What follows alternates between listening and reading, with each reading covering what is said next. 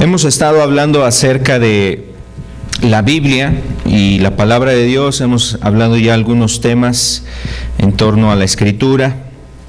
El propósito de todos estos temas ha sido que podamos enriquecer, nuestra fe sea enriquecida. También tiene como propósito que haya un estímulo a poder estudiar la palabra de Dios y poder escudriñar, introducirnos, meternos a lo que nos habla la palabra de Dios. El día de hoy quisiera también algo referente a la Escritura, volver a tomar algún tema o compartir con ustedes un tema de algunas razones por las que la Escritura es singular o la singularidad de la Biblia. Vamos a estar viendo algunos puntos. Realmente creo que se podría hacer todo un ciclo solamente para hablar de este tema, la singularidad de la Biblia. Hay muchas cosas que se pueden abordar. Se puede abordar acerca de los textos que nos habla la Escritura, textos proféticos. En la Escritura encontramos una gran cantidad de profecías y muchos temas podríamos hablar sobre eso. Algunos temas de la profecía se han cumplido, otros se están cumpliendo, otros están todavía por cumplirse. Y seguramente podría ser un tema muy amplio, tan solamente hablar de ese punto, por ejemplo, las profecías cumplidas de la Biblia.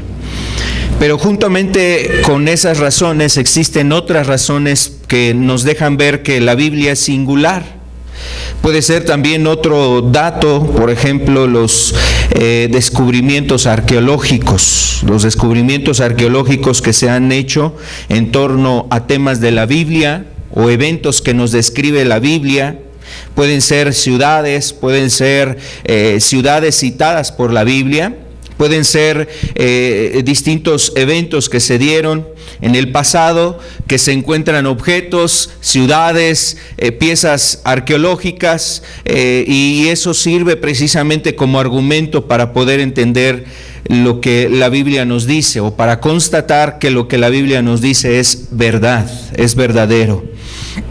Vamos a estar solamente refiriendo algunas cosas de estas. Y así pudiéramos abordar muchas cosas. Por ejemplo, otro dato también de la singularidad de la Biblia es que la Biblia es uno de los libros más perseguidos. Ha habido muchos libros perseguidos en distintos tiempos, pero creo que uno de los libros que lleva más tiempos, más siglos, y que se ha organizado una gran persecución en contra de este tipo de literatura es, en este caso, la Biblia. La Biblia es uno de los libros que ha sido perseguido por muchos personajes. También, como hace 8 días hablábamos, ¿no? Veíamos algunos personajes que hablan en contra de la Biblia. Vamos a ver este tema, pero quisiera invitarle para que leamos un texto que está en el Salmo 138, el versículo 2. Me postraré hacia tu santo templo y alabaré tu nombre por tu misericordia y tu fidelidad, porque has engrandecido tu nombre y tu palabra sobre todas las cosas. La última parte es muy interesante. Dice, porque has engrandecido tu nombre y tu palabra sobre todas las cosas. La Escritura nos dice que Jesucristo ha recibido un nombre que es sobre todo nombre, y en el nombre de Jesús se va a doblar toda rodilla. Dice la Escritura, los que están en los cielos, los que están en la tierra y los que están aún debajo de la tierra se van a postrar delante de Jesucristo, y ha engrandecido el nombre de Cristo. Pero también la palabra de Dios es engrandecida porque es precisamente una palabra verdadera. La palabra de Dios es la que nos ayuda, nos instruye. Y dice aquí, y tu palabra ha sido engrandecida sobre todas las cosas.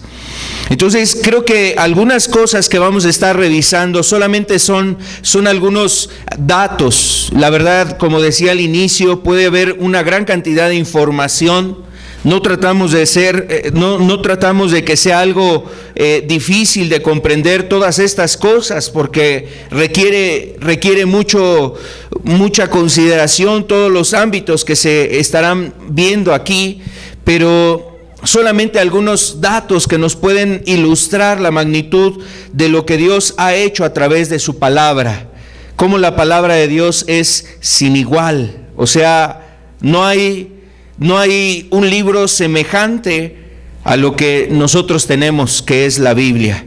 Y Dios ha engrandecido su palabra, la ha engrandecido ciertamente con un propósito de ayudarnos, de darnos su palabra, su consejo, y podernos dirigir a la vida eterna, podernos dirigir a la salvación. Ese es el propósito precisamente de la Escritura.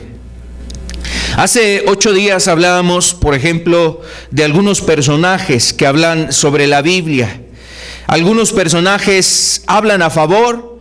Hablábamos de algunos personajes que nos hacen referencia en contra de la Biblia. O sea, muchos pueden hablar a favor, otros pueden hablar en contra de la Biblia.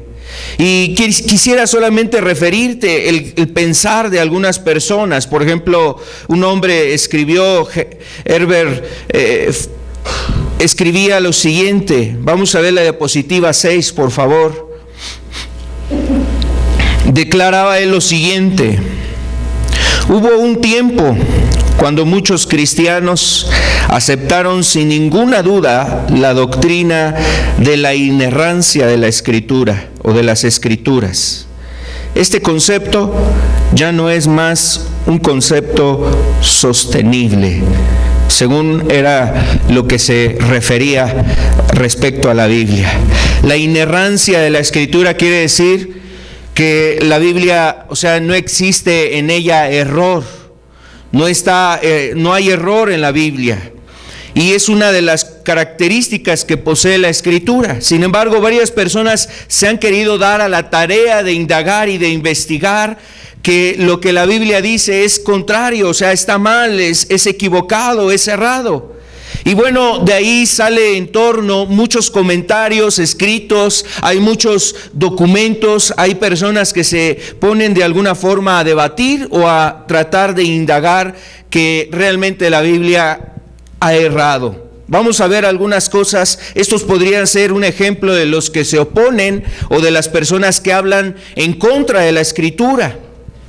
Y bueno, también ya habíamos hablado algunos personajes. Usted recordará, referíamos a Voltaire, que era un hombre que hablaba en contra del pensamiento cristiano y sobre todo de la Biblia, y decía que cuando él muriera, entonces la Biblia iba a quedar olvidada, el cristianismo iba a acabarse, pero pasó todo lo contrario. 50 años después de su muerte, entonces su casa es ocupada como un lugar para imprimirse Biblias. La imprenta que él ocupaba fue precisamente ocupada por sociedades bíblicas de Ginebra, que llegó precisamente a establecer una sede de la Biblia o de imprentas de Biblia ahí en la casa del mismo Voltaire.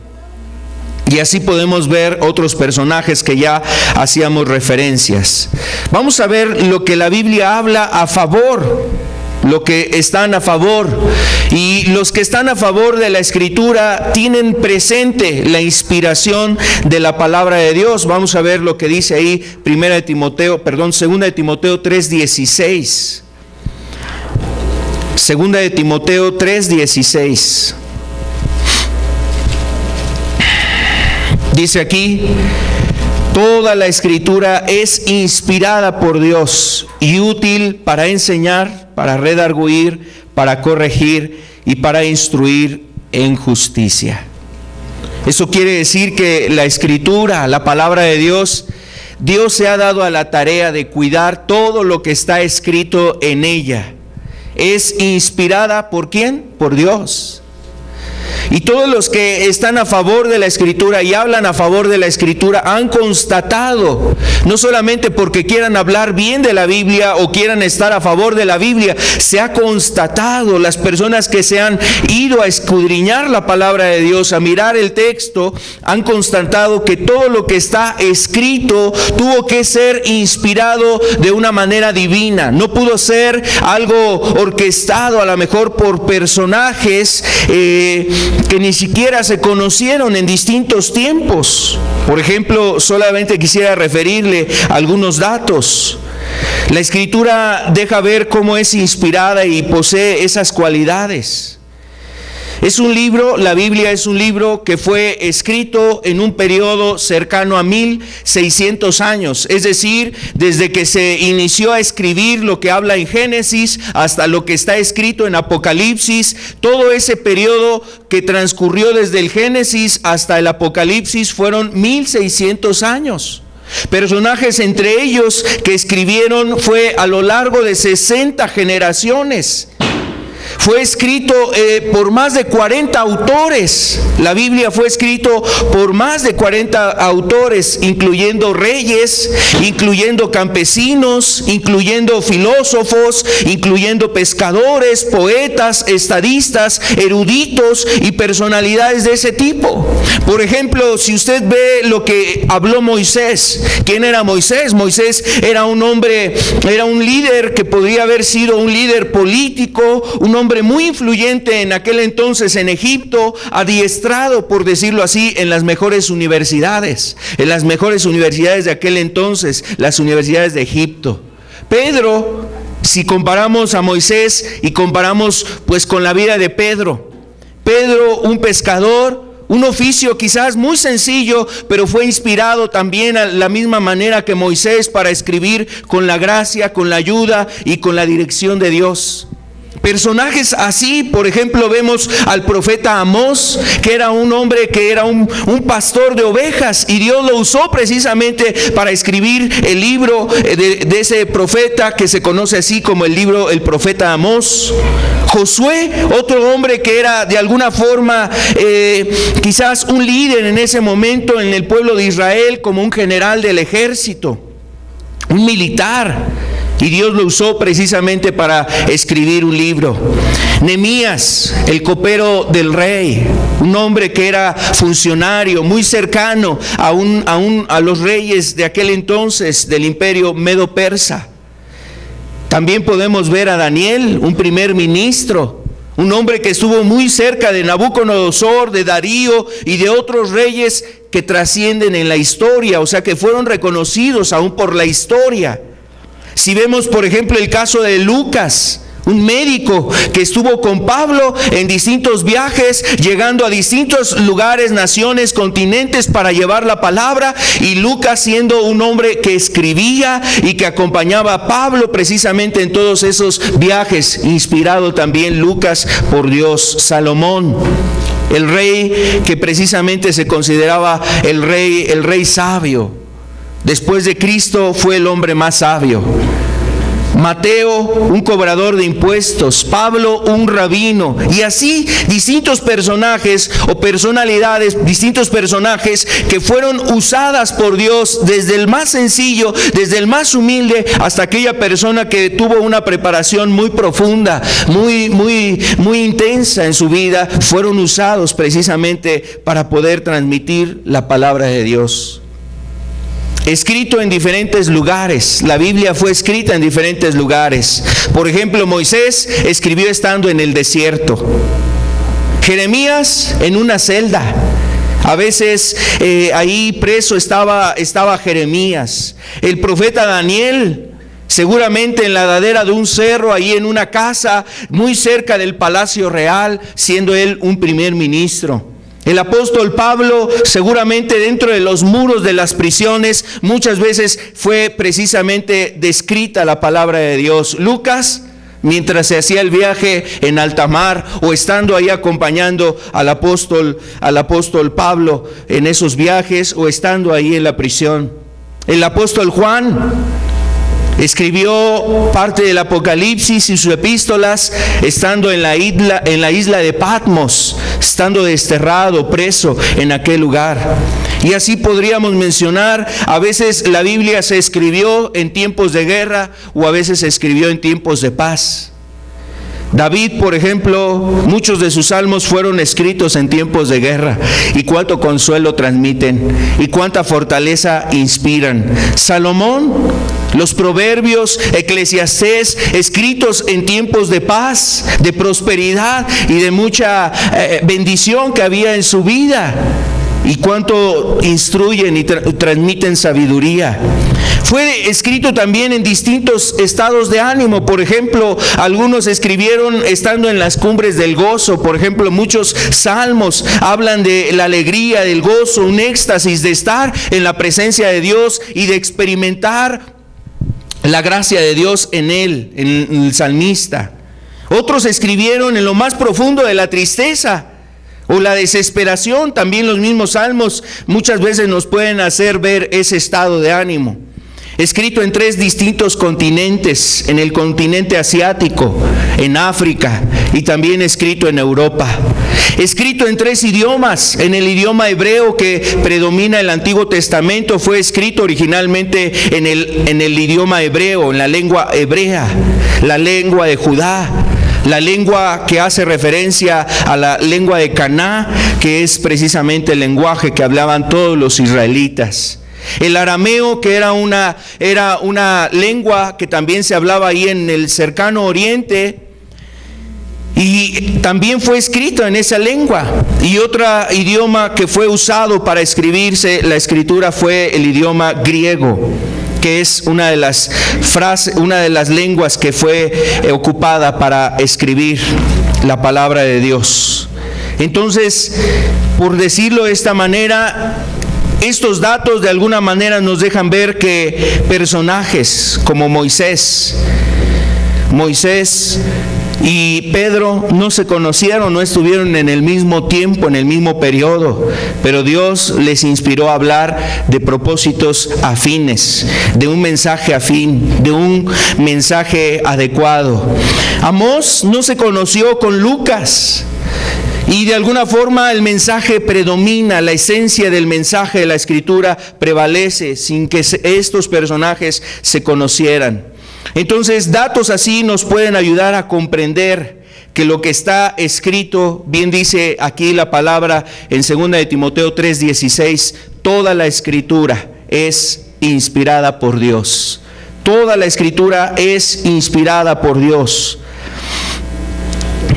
Y veíamos la siguiente diapositiva, veíamos qué significa precisamente la palabra inspirada. En un estudio pasado hablábamos precisamente de qué significa la palabra inspirada.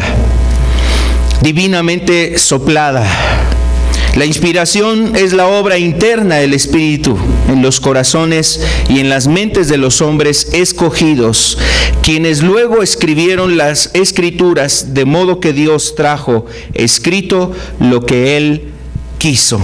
O sea que todo lo que usted y yo tenemos en la Escritura no es lo que quiso decir Pedro, no es lo que quiso decir Amós, no es lo que quiso decir el rey David, sino que es lo que Dios quiso decir para usted y para mí. Entonces, así podemos observar personas que han hablado a favor y vemos lo que la misma Biblia habla a favor de sí misma. Bueno, la Biblia tiene un carácter singular. Eso quiere decir que la Biblia es algo singular porque muchas veces, por ejemplo, cuando se escribe la biografía de un personaje, quizás se resaltan las virtudes y a veces hasta como que se quiere esconder los errores, las faltas, las caídas, los tropiezos que han tenido personajes. Sin embargo, la Biblia tiene un carácter singular porque la Biblia es franca. La Biblia es franca y la verdad es que muestra las cosas tal cual son. Vamos a ver lo que decía aquí un personaje, Lewis Craft. Este hombre decía que la Biblia es un libro que el hombre dice que, la Biblia no es un libro que el hombre quisiera escribir si él pudiera. o que si pudiera escribir si él quisiera. Lo que este personaje nos dice es que en realidad el contenido que está en la Escritura, quizás a la primera persona que perjudicaría, afectaría o sería en contra de sus intereses y sus propósitos, es para la misma humanidad. Es decir, si este libro fuera escrito solamente por los hombres, o lo hubieran escrito los hombres, este hombre lo que decía es que la Biblia no puede haber sido escrita por los hombres, porque sería un libro escrito de cosas que él no quisiera escuchar, cosas que él no quisiera oír. Y además, pues realmente son cosas que el hombre no puede ni siquiera darse a entender y a salir de su propio corazón, escribir lo que habla la palabra de Dios. Por ejemplo, la naturaleza del hombre siempre ha sido ir en contra de Dios. Siempre el hombre ha tenido la naturaleza de ir en contra de las cosas de Dios. Y hay un filósofo alemán que sirvió mucho su pensar y su pensamiento para que después se levantara de ahí Adolfo Hitler. En la Segunda Guerra Mundial, o este hombre en su idea de querer construir una raza aria, una raza pura, fue muy influenciado de alguna forma por el pensar de Friedrich Nietzsche. Y este hombre filósofo alemán, Friedrich Nietzsche, lo que decía: Dios ha muerto. Y esta frase refleja el deseo del corazón del hombre, siempre estar lejos de Dios, distante de Dios. Y bueno, la Escritura lo que habla, pues de alguna manera se cumple. Vamos a ver lo que dice aquí el Salmo número 2, por favor. ¿Por qué se amotinan las gentes y los pueblos piensan cosas vanas? Se levantarán los reyes de la tierra. Se levantarán los reyes de la tierra y príncipes consultarán unidos. ¿Contra quién? Contra Jehová y contra su ungido, diciendo: rompamos sus ligaduras y echemos de nosotros sus cuerdas. Y otro salmo nos dice el necio en su corazón: no hay Dios. ¿Sabes? Lo que la Escritura nos manifiesta es que todo lo que contiene la palabra es algo que el hombre no quisiera ver escrito por su propio deseo, para su propia sentencia. Lo que está contenido en la Escritura más bien refleja cuál es la tendencia del hombre, y la tendencia del hombre es siempre ir en contra y estar en contra de Dios. Y entre Dios menos esté en sus intereses, en sus proyectos, en su estilo de vida, en sus planes, en sus leyes aún terrenales, porque mira, el hombre fabrica sus leyes terrenales y muchas veces sus leyes terrenales están en contra de la voluntad y de los planes y propósitos de Dios. Cada vez se hacen leyes que van más en contra de lo que es justo, santo, de lo que es piadoso y de lo que es agradable a Dios. Por ejemplo, en Estados Unidos hace tiempo el leer la Biblia en las instituciones educativas era parte de su estilo de vida, era parte de una vida adecuada, común. Y después fue quitado esa observancia, esa observación o ese mandamiento, esa instrucción. Fue quitada la Biblia, la oración de las escuelas, y mira, lo único que se observa es una decadencia en un ámbito moral, no solamente en las escuelas, en toda la sociedad. Mira, ¿qué diríamos de nosotros, o sea, en México? ¿Qué se diría de México, que nunca ha tenido realmente un corazón vuelto a Dios? Solamente buscamos a Dios en la angustia, en la enfermedad, en la calamidad, en el desastre, en la opresión, en la crisis, en distintos momentos y circunstancias. Pero cuando el hombre ve que las cosas van bien, entonces se atreve a levantarse en contra de Dios, y parece que se cumple este principio. Entre más ordenanzas, estatutos y cosas se dictaminen sobre las leyes humanas que estén fuera y lejos de las cosas de Dios, el hombre se siente más a gusto, complacido. Da más rienda suelta a sus deleites, a sus placeres. Y así es el proceder del hombre. Entonces la Biblia tiene un carácter singular, porque si hubiese sido escrito por algún hombre, realmente lo que está escrito es algo que el hombre nunca hubiera querido escribir.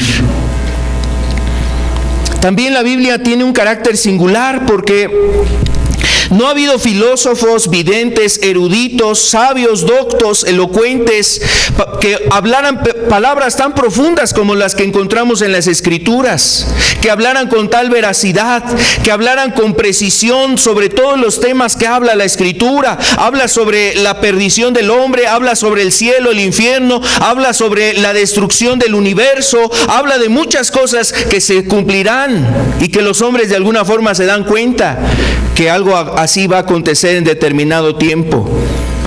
Y todo lo que está escrito realmente nos deja ver que no es un libro escrito con sabiduría humana.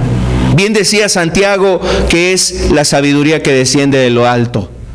Es una sabiduría de arriba. No existe capacidad humana para escribir lo que la Biblia habla tan profundamente.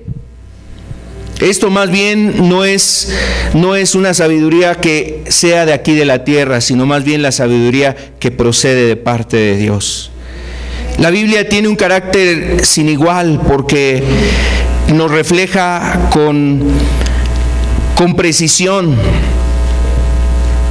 nos refleja con exactitud el consejo, nos revela lo que Dios quiere manifestar a los hombres.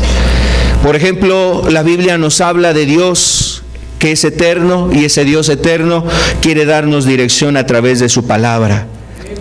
La Biblia nos muestra claramente que a través de un estudio objetivo, o sea, cuando tú estudias objetivamente la palabra, comprendes lo que Dios quiere hablar y comprendes que lo que está ahí constituido es veraz. Es veraz. La Biblia es imparcial. O sea, la Escritura de alguna forma no tiene preferencias. Decíamos hace un rato, la Biblia presenta la verdad sin parcialidad. Establece los pecados y los desvíos tanto de amigos como de enemigos. Es decir, cuando habla, por ejemplo, de Faraón, nos habla de su corazón endurecido. Pero cuando nos habla de David, también nos muestra a lo mejor sus cualidades, pero también nos muestra sus desvíos. Cuando nos habla a lo mejor de personajes así, podemos observar la vida de Noé y nos habla de sus cualidades, su fidelidad, su fe obediente de Noé cuando construyó el arca y llevó esa arca precisamente en la que él se salvó junto con su familia, pero también nos muestra los errores que cometió, el embriagarse. Y así nos puede hablar la Escritura de Jacob, nos habla de David, de Pedro, nos habla de Nabucodonosor, nos habla de un rey llamado Herodes que se enfureció tanto que mandó a matar precisamente hasta los niños. Mandó a matar a niños. Imagínate, nos habla precisamente de ese tipo de cosas. En la Escritura no hay favoritismos, no hay compadrazgos, no hay una especie de inclinación donde se inclina la balanza a favor de algún personaje en particular. La Biblia es veraz. Hay una integridad del texto bíblico. A pesar de que es un libro, como decíamos, tardó 1600 años en escribirse, un periodo de 1600 años. Y los últimos escritos de la Biblia son del año 65 aproximadamente, 65 después de Cristo. Del año 65 después de Cristo fueron algunos de los rollos encontrados más antiguos que se transcribieron de la Biblia. Y entre ellos están los escritos de Isaías. Allá en Israel existía un grupo de judíos conocidos como los esenios. Estos personajes eran sacerdotes que se habían habían dejado el servicio en el templo y se habían distribuido en algunas partes de Israel, en el monte de Sión, allá en la región de Nínive, muy cerca de Damasco, y también hacia el Mar Muerto, en el desierto del Qumran. Y tuvieron sus sedes para poder transcribir la Biblia. Y ellos se dedicaban todo el día se dedicaban a transcribir la palabra de Dios fielmente. Ocupaban aquellos rollos, unos rollos de cuero, pergaminos, y se dedicaban a la tarea de estar transcribiendo el texto sagrado copiando letra por letra, párrafo por párrafo, y lo hacían, y esa era su vida, a eso se dedicaban, y en eso se sentían complacidos con Dios, es decir, se sentían bendecidos de parte de Dios que tuvieran tal privilegio. Bueno, existieron ese grupo de personas, y hay un evento que se dio en el año de 1947. Se descubrieron unos manuscritos llamados como los manuscritos del Mar Muerto o los rollos del Qumran. Estos rollos fueron encontrados, vamos a ver la imagen por favor, son cerca de 800 rollos que se encontraron en esos lugares. En la región del Qumran existen esas montañas como la que vemos del lado superior izquierdo a ustedes. Ahí se observa una montaña y cuevas entre ellas, entre las montañas. Bueno, en esa región estuvieron estos personajes haciendo copias fieles. Cuando sabían que los romanos venían hacia ellos a atacarlos y a destruirlos, lo que hicieron fueron esconder todos esos rollos del libro de los distintos escritos en las cuevas. Los escondieron en vasijas como la que está en el índice superior derecho a ustedes. Esas vasijas que eran de barro, y ahí introdujeron esos rollos de cuero para que se conservaran. Llegan los romanos, destruyen a estos personajes, destruyen a todos estos hombres que se habían dedicado a eso, destruyen los escritos que tenían ahí, pero se conservaron estos otros escritos en estas cuevas. Y bueno, pasaron muchos años. En 1947 había un grupo de nómadas ahí en el desierto, los beduinos. Pastoreaban ahí sus ovejas, sus cabras, y entre esos esos pastores estaban precisamente ahí en el desierto cerca de esas cuevas, y de repente entonces estaban ahí jugando, avientan una piedra sobre la cueva y se oye que se rompe una vasija y algo se rompió en el interior. Entonces empiezan a meterse ahí, descubren los rollos, ven la gran cantidad de vasijas ahí. Y entonces es como se da el descubrimiento de estos rollos. Cuando los llevan, los estudian, estos rollos, se dan cuenta que eran escritos, la mayor parte de los escritos pertenecían al profeta Isaías. Por ejemplo, es una foto de esos escritos. Rollos que hablaban sobre el profeta Isaías, que eran escritos del profeta Isaías, transcritos por estos personajes. Y así la palabra de Dios se ha conservado con integridad.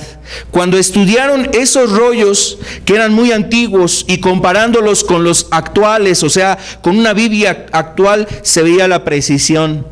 Que el texto no había sido modificado con una trascendencia, no había modificación en su sentido, en su propósito, en su mensaje. Había una confianza realmente de lo que se tiene ahora con los escritos antiguos.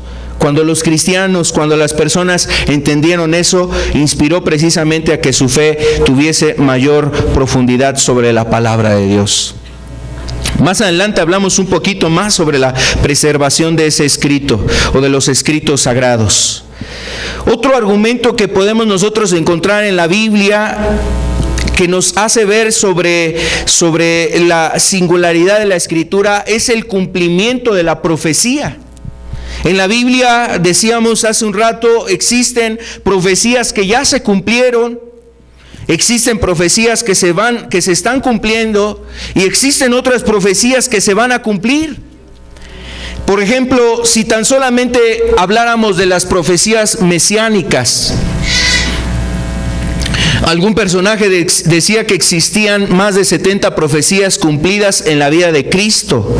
Pero este personaje, Henry Lyndon, este hombre contó con mucho cuidado cuántas profecías en el Antiguo Testamento había que se estaban cumpliendo, que se habían cumplido en la persona de Cristo. Y él contó 332 profecías cumplidas en Cristo Jesús. Imagínate, desde el tiempo de Génesis, desde el escrito de Génesis hasta el libro de Malaquías, comprende el Antiguo Testamento, y todos los personajes que hablaron de Cristo. Realmente en la Biblia, todos los libros de la Biblia apuntan, ¿sabes a quién? Apuntan a Cristo, hablan de Cristo. Y desde el principio se daban profecías sobre Cristo. Y bueno, ese personaje llegó a contar 332 profecías que se cumplieron sobre la persona de Cristo. De alguna forma nos habla la inspiración también.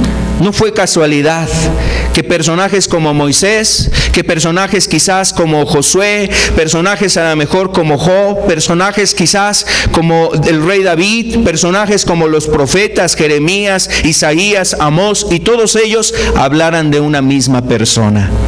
Hablaran de un mismo personaje, hablaran de un hombre que vendría en determinado tiempo y hablarían sus características, sus cualidades, su vida, su ejemplo, su mensaje, su enseñanza, su vida y su propósito de venir a este mundo. Y todos concordaban precisamente en la persona de Cristo. Entonces nos da de alguna forma características que sobresale la Escritura, las profecías sobre Cristo.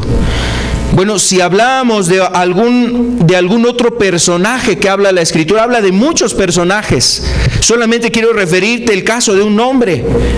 Es un hombre que se conoció como Ciro el Grande. En el libro de Isaías hay varios textos que nos hablan de este hombre llamado Ciro. El libro de Isaías fue escrito en el año 700 antes de Cristo, 700 y tanto, no recuerdo bien el dato, pero más o menos son 700 años antes de Cristo. El rey Ciro apareció. Su reinado fue en el año 559 al 530 antes de Cristo. En ese periodo él fue el rey, el emperador, el gobernador de todo el imperio medo-persa, uno de los imperios más fuertes de aquel entonces. Después del imperio babilónico vino este imperio conocido como el imperio medo-persa. Y bueno, su imperio en particular sobre el reinado de Ciro fue en ese periodo 559 al 530 antes de Cristo. Y el profeta Isaías nos hablaba claramente de este personaje. Recuerda, Isaías fue escrito aproximadamente 700 años antes de Cristo, o sea, casi 200 años o 100 años antes, ciento y fracción años antes de que el mismo Ciro viniera a este mundo. Ya se estaba hablando precisamente de Ciro. Vamos a ver lo que dice ahí Isaías 44, verso 28, por favor. ¿Qué dice de Ciro? Es mi pastor y cumplirá todo lo que yo quiero. Al decir a Jerusalén, serás edificada, y al templo serás fundado. Aquí, por ejemplo, esto que estamos nosotros leyendo, que hablaba el profeta Isaías, todavía no vivía Ciro, todavía no había nacido. Pasaron un poco más de 100 años cuando Ciro vino a este mundo. Viene el periodo de su reinado y él manda que sea reconstruida Jerusalén, cumpliéndose lo que dice aquí en Isaías 44, verso 28. Y ya lo llamaba por su nombre, diciéndole: Ciro es mi pastor y cumplirá todo lo que yo quiero. Al decir a Jerusalén, serás edificada, y al templo serás fundada. El capítulo 45 del verso 1 al 3, también usted lo puede leer con detenimiento en casa. Los otros textos que aparecen también en la diapositiva, que nos hablan de Ciro, Isaías 41 del 1 al 3, el verso 25 también de ese mismo capítulo. Todos esos textos nos hablan precisamente de Ciro. Isaías 46, 11, 48, 14 al 15, y después del verso 20 al 21, son los textos que usted puede ver en la diapositiva. Entonces, una de las cosas que manifiesta que la Biblia es singular es que muchas de esas profecías, todas las profecías que se anunciaron para determinados tiempos se han cumplido. Otras de las profecías, reitero, se están cumpliendo y otras más estarán por cumplirse. Este solamente es una muestra de infinidad de profecías que vienen en la Escritura y que tuvieron un cumplimiento.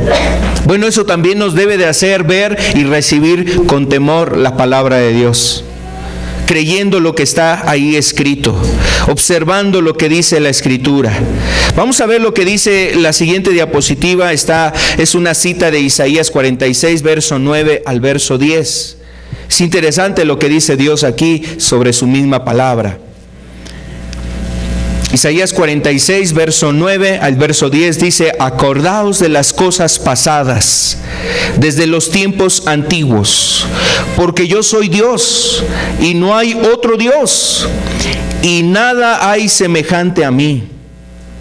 Después el verso 10 nos dice que anuncio lo por venir desde el principio y desde la antigüedad, lo que aún no era hecho, que digo, mi consejo permanecerá y haré todo lo que quiero. Desde el principio, desde la antigüedad lo ha dicho, lo ha anunciado, y todo lo que Él ha dicho va a permanecer, se cumplirá, acontecerá, y hará todo lo que Él quiere. Eso habla de la certeza que debemos de tener en las palabras que están escritas en la Biblia. Ahora, hablando un poquito de esto de los profetas, hubo un momento donde Pablo, su ministerio, ya por terminar, Pablo se entrevistó con un personaje llamado el rey Agripa. Y Pablo tuvo un encuentro con él. Eso está ahí en el libro de Hechos, capítulo 26. Pablo estaba hablando con Agripa. Pablo ya había llevado el evangelio a muchos lugares, había hablado de Cristo, había llevado la palabra de Dios, había estado llevando el mensaje. Estaba ahora encarcelado, estaba preso, le estaban haciendo un juicio, estaban viendo si era inocente, si era culpable. Y en una de esas ocasiones, entrevistándose con uno de los gobernadores, emperadores, uno de los gobernantes de la región de Palestina, en este caso Agripa, se entrevista con él y empieza a hablarle de la palabra de Dios, del evangelio, lo que él había hecho, la visión que tuvo, el testimonio que había recibido de Cristo, el anuncio que había sido dado de Jesús por los profetas. Y llega un punto donde todo el mensaje que Pablo le estaba transmitiendo a Agripa lo estaba convenciendo. Estaba generando tal convicción en la vida de Agripa, el rey Agripa. Y mira, quiero que leamos esta porción de la Escritura que está en el libro de Hechos, en el capítulo 26, el verso 27. Hechos 26, verso 27. Le dice Pablo, le pregunta: ¿crees, oh rey Agripa, a los profetas? ¿Y qué dice Pablo mismo? Yo sé que crees. El verso 28. Entonces Agripa dijo a Pablo: por poco me persuades a ser cristiano. Imagínate. ¿Cómo fue Pablo? ¿Quién era? Pablo era un hombre que conocía muy bien lo que habla la ley de Dios y los profetas. Era un hombre que a eso se había dedicado, a estudiar la Biblia, en particular el Antiguo Testamento, la Torá y los profetas. Se había dedicado su vida a estudiar. Y cuando empieza a hablarle al rey Agripa, seguramente le habló de las profecías que había en la Biblia. Por eso le dice: ¿crees a los profetas? Habló de las profecías. Seguramente le refirió personajes que ya no estaban en ese entonces. Seguramente entre ellos el rey Ciro, el grande Ciro, el rey Ciro y otros personajes como Nabucodonosor, como otros hombres que estuvieron en la antigüedad y cumplieron su propósito en esta tierra, pero ellos ya perecieron y muchas de las cosas que ellos hicieron estaban constatadas, anunciadas por los profetas. Yo creo que de ahí que el rey Agripa, conociendo la historia de los imperios anteriores, antiguos, lo lleva el apóstol Pablo a que tome una decisión. ¿Crees a los profetas? Esa frase es muy interesante y seguramente es la frase que nosotros debemos de tener presente. ¿Crees a los profetas? ¿Tú crees a la palabra de Dios? ¿Tú le crees a los profetas? ¿Tú crees lo que está escrito de Cristo? ¿Tú crees lo que está escrito de Jesús, de su ministerio, de su obra? ¿Crees lo que Jesús mismo nos anunció que está por venir? Y bueno, seguramente esa ocasión Agripa, como había otras personas con él, pues a lo mejor se resistió a decir creo. Tuvo miedo al qué dirían. Solamente le dijo a Pablo: por poco me persuades para que me convierta en un cristiano. Por poco. Estaba a un paso. Estaba a un paso para ser un seguidor de Cristo. Pero vemos el poder que tiene precisamente de influencia la palabra de Dios. Pasando a otro punto, más allá de los argumentos, podemos hablar de algunas evidencias arqueológicas que nos hablan que la Biblia es singular. Quisiera que pudiéramos solamente observar algunos datos. La arqueología de alguna forma apoya los registros bíblicos, es decir, que cuando los hombres que estudian arqueología y se dedican a esto de estar investigando y hacen excavaciones, buscando ciudades, etcétera, estudiando las culturas antiguas, llegan al descubrimiento de ciertos objetos que les dan aportaciones de lo que se hizo en aquel tiempo. Y bueno, la arqueología apoya precisamente lo que la Biblia ahora nos dice. Bueno, son cosas que se vieron hace mucho tiempo. Existen distintos descubrimientos, entre ellos solamente quiero referir algunos. Hay un prisma que se conoce como el prisma de Taylor. Fue descubierto en el año 1830 por Taylor en la ciudad de Nínive, en la parte norte de Israel o hacia el norte de Israel. Ese prisma data del año 686 antes de Cristo. Y en ese escrito, en ese libro se registra, en ese prisma se registra las batallas que ganó un rey conocido como Sennacherib. Describe las batallas ganadas por un rey llamado Sennacherib, incluyendo la batalla que tuvo hacia Jerusalén. Sennacherib es un personaje que nos habla la escritura de él, nos refiere de él en el tiempo del rey Ezequías, uno de los reyes de Judá. Y nos hace referencia a cómo este hombre llegó y sitió precisamente a Jerusalén.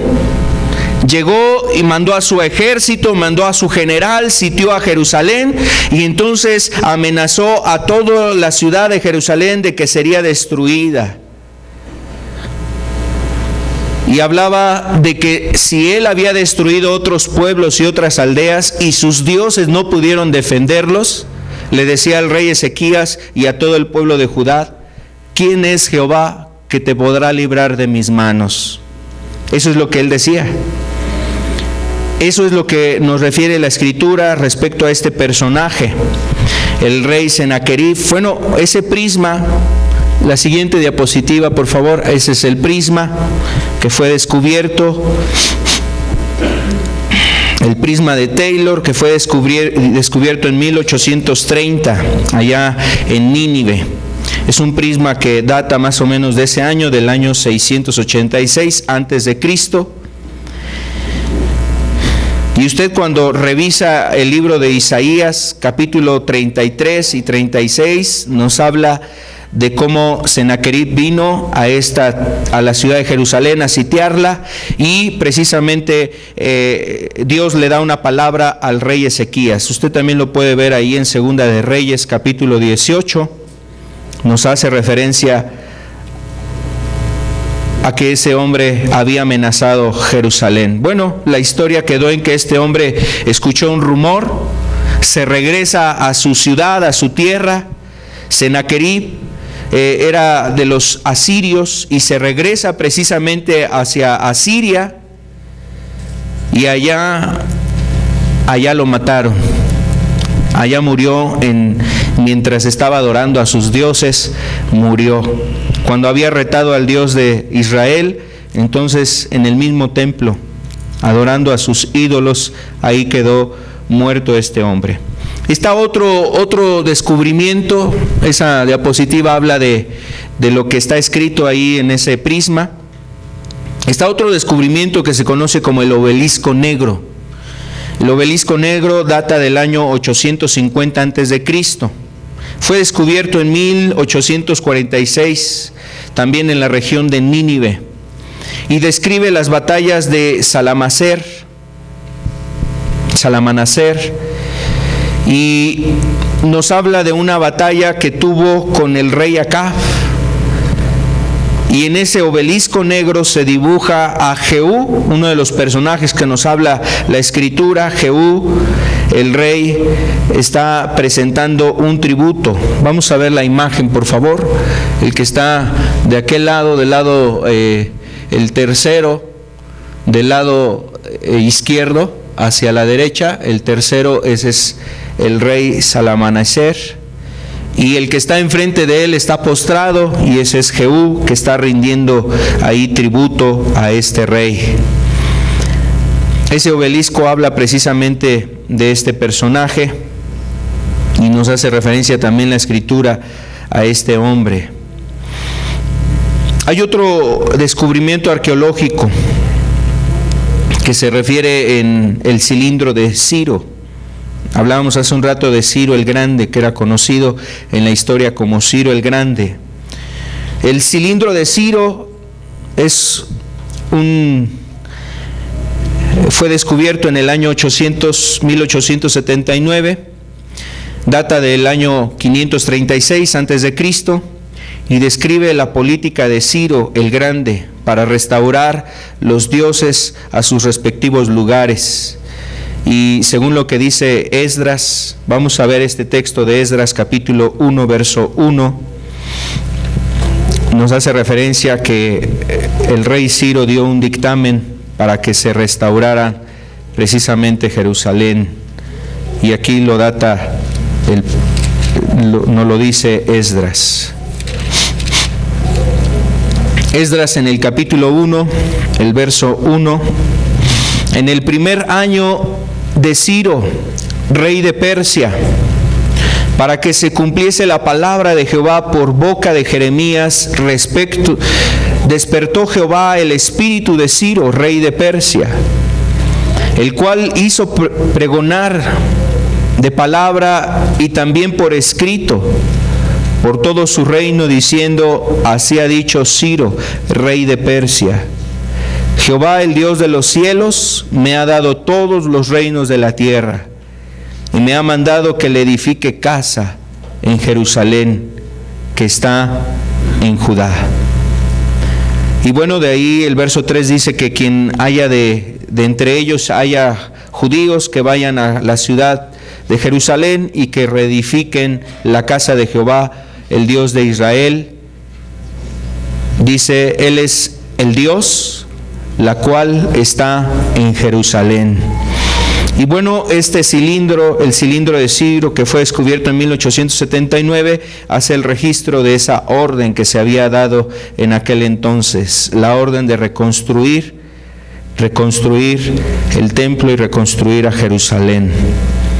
Son algunos datos que nos da, por ejemplo, la arqueología. Estos puntos o estas evidencias solamente reflejan que la Biblia es un libro singular. Pasando a otro punto, también la Biblia es considerado como el libro indestructible. Es un libro indestructible. Decíamos hace un rato que es uno de los libros que se ha preservado su consejo, su originalidad, se ha conservado su sentido, se ha conservado sus textos, se han conservado a pesar de distintas persecuciones, y ha sido el libro indestructible. Está el caso de un hombre llamado, era uno de los emperadores, por cierto, uno de los últimos emperadores del Imperio Romano, Diocleciano, en el año 303 después de Cristo.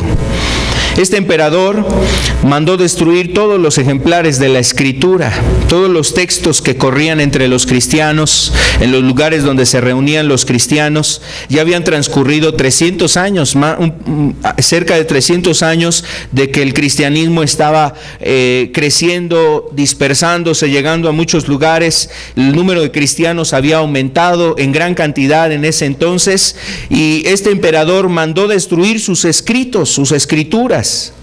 Él creyó que sus soldados habían logrado ese propósito, y para celebrar eso, él puso una medalla grabada con las siguientes palabras: la religión cristiana está destruida y se ha restaurado la adoración de los dioses. Los romanos tenían distintos dioses, tenían un culto y una adoración precisamente a varios dioses, y por eso decía él que los cristianos ya estaban siendo destruidos y que estaba siendo restaurada la adoración a los dioses. ¿Qué pasó? 20 años después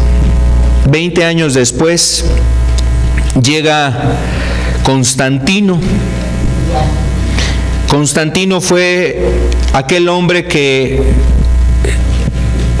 dijo que la religión oficial del Imperio Romano sería el cristianismo, y que el libro sería un libro, la Biblia sería un libro cuidado y además fomentado o cultivado por el mismo Estado. Entonces, 20 años después, lo que hizo Constantino es que se hicieran más transcripciones de la Escritura, de la Biblia. Se hicieron más copias de la Biblia y pudo haber proliferación, predominó el escrito. 20 años después, precisamente el cristianismo se veía ahora como algo necesario. En ese entonces lo veía Constantino como algo necesario en su imperio. De ahí después surge lo que se conoce ahora como la Iglesia Católica, que fue instituida precisamente a través de Constantino en el Imperio Romano, y pasó a ser lo que se conoce como Constantinopla. Ahí se construye una ciudad en honor a él, a Constantino, llamada Constantinopla. La religión oficial era el cristianismo, y la Biblia era de ahí el libro que tenía que estudiarse y leerse para la difusión del cristianismo. Bueno, la Biblia es uno de los libros que ha sido más perseguido. Decíamos también hace 8 días acerca de Voltaire. Hubo otros personajes, pero en una ocasión un hombre decía lo siguiente del libro indestructible: decía, el imperio de César desapareció, o el imperio de los Césares desapareció. Las legiones de Roma están apagadas en el polvo.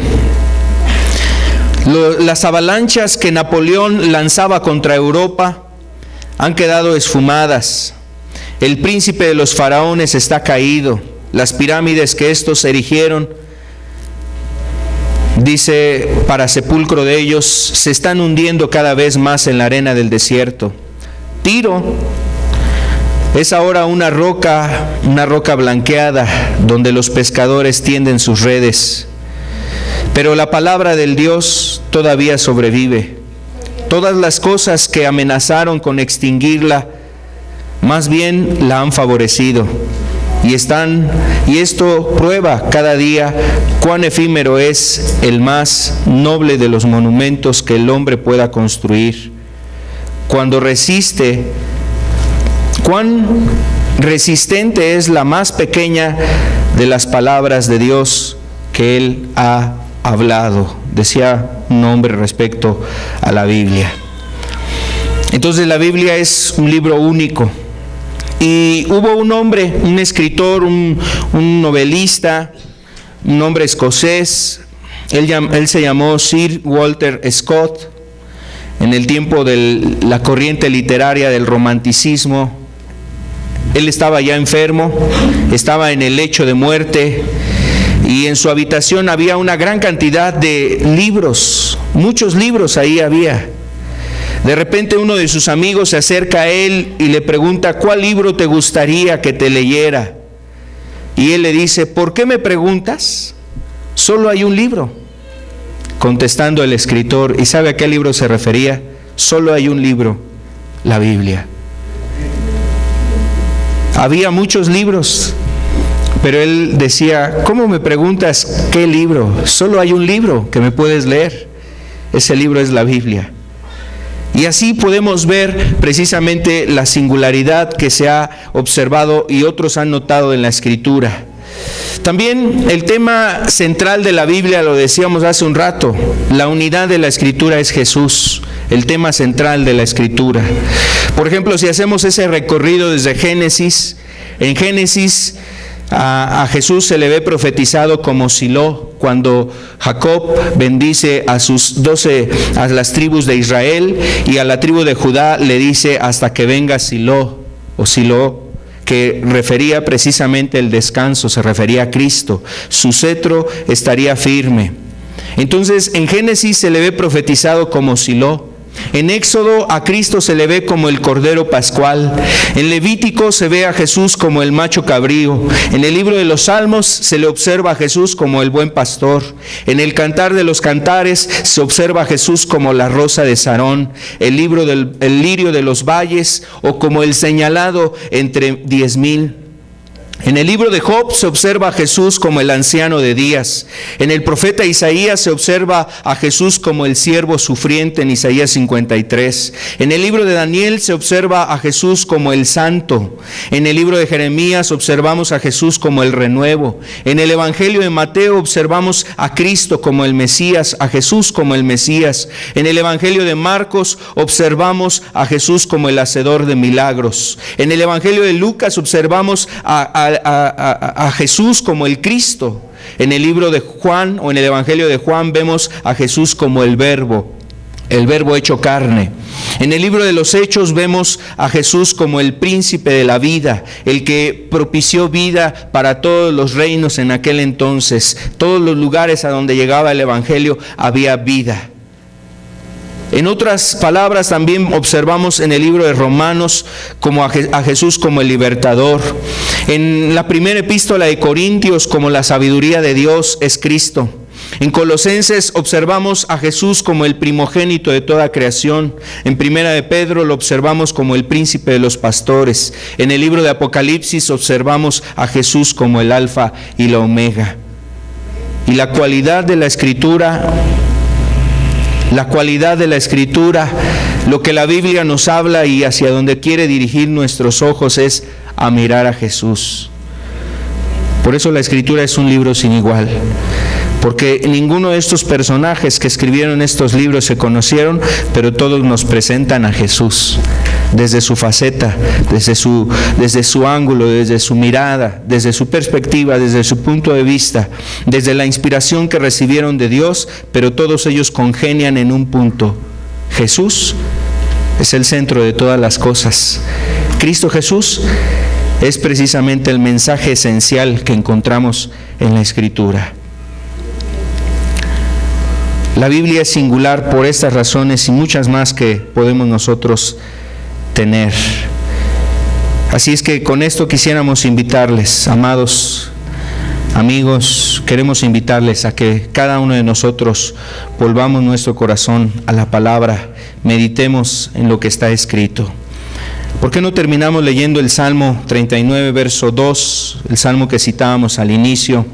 Me postraré hacia tu santo templo y alabaré tu nombre por tu misericordia y tu fidelidad. Yo creo que estas palabras cobran sentido después de entender y ver estas cosas. Digno es el Señor de que nosotros le alabemos porque ha sido misericordioso para nosotros, ha provisto a su Hijo, ha sido fiel. Y nos dice precisamente que Él dice, porque has engrandecido tu nombre y tu palabra sobre todas las cosas. Él nos ha dejado la Escritura para que nuestros corazones sean alumbrados por la palabra, para que nuestra vida sea vivificada. Jesús decía, mis palabras son espíritu y son vida. Y cada palabra que está aquí en el texto es necesario para nosotros, es importante. Lo que está escrito nos dirige a Cristo, nos dirige a Dios y nos guía precisamente para encontrar salvación, para encontrar la vida eterna. Así es que la Escritura no debe ser un libro menospreciado, olvidado. No puede ser un libro dejado de los púlpitos, o sea, abandonado en las predicaciones, sino debe ser precisamente nuestra guianza, nuestra directriz, nuestra vara para medir, nuestra lumbrera. La palabra de Dios es precisamente, debe de ser eso en nuestras vidas. Vamos a cerrar nuestros ojos y oramos dándole gracias a Dios. Padre, gracias por tu palabra, Señor. Tu Hijo nos dice, Señor, en tu palabra, que los cielos y la tierra pasarán, pero ninguna de las cosas que están ahí escritas pasarán, Señor, hasta que todo se haya cumplido. Hay muchas cosas que necesitan cumplirse todavía, Señor, pero queremos que se cumpla el poder que tiene tu palabra, Señor, de transformar vidas. Señor, queremos que tu palabra sea la que nos inspire, Señor. Queremos que sea tu palabra la que nos dirija. Queremos que sea tu palabra, Señor, la que nos ayude a caminar en esta vida, Señor. Padre, en un tiempo donde abundan fábulas, mitos, historias, relatos, donde la gente, Señor, empieza de alguna manera a tener cierto relativismo, Señor. Padre, queremos que tu palabra sea la que nos ayude a nosotros, que sea, Señor, aquel cimiento donde nuestra vida esté edificada, donde nuestra vida esté levantada, Señor. Que sea tu palabra, Señor. Padre, ayúdanos, Señor. Queremos, Señor, hacer caso a tu palabra. Queremos oír la voz de tu palabra, Señor. Queremos oír tus palabras, Señor, y que éstas estén actuando y dirigiendo nuestras vidas. Señor, también agradecemos, Señor, porque hasta este día has conservado tus palabras fieles, Señor. Se han conservado a pesar de muchas pruebas, dificultades, y hasta este día nos las has dado, Señor. Queremos que tu palabra siga ayudándonos y dirigiéndonos.